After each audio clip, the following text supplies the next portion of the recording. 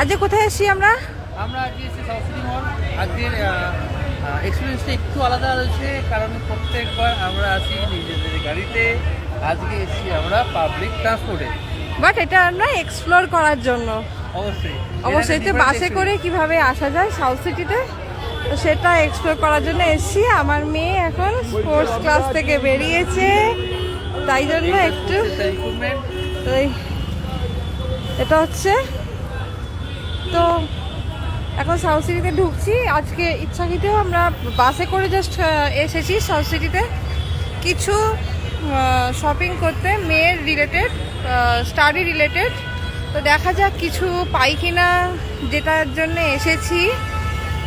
তো বাইরে ভীষণ গরম কলকাতাতে, দেখা যাক। দেখতে পাচ্ছেন ইভিনিংয়েও প্রচণ্ড গরম। তো সাউথ সিটির বাইরেটা একটুখানি, ভিউটা একটুখানি দেখুন। এটা হচ্ছে ইভিনিং ভিউ সাউথ সিটির।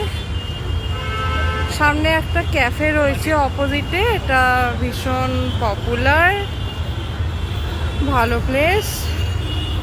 এটা হচ্ছে সাউথ সিটির আউটলুক। It's good. সো দেখা যাক, ভেতরে ঢুকছি, কি হয় দেখা যাক পাই কিনা। যদি এই সময় কেউ, আমার কোনো ফ্রেন্ডস যদি সাউথ সিটিতে এসে থাকো, তো প্লিজ হাই হাই। আমি জানি না এখন কে লাইভে আছে। তো প্রচণ্ড বাইরে গরম, আমি জানি না যে কত ডিগ্রি কলকাতায় চলছে। আমার মেয়ে আমাকে দিক থেকে ডাকছে এই যে ঢোকার জন্য। আমার মেয়ে এখন একটা বিড়ালকে আদর করছে, দেখতে পাচ্ছ।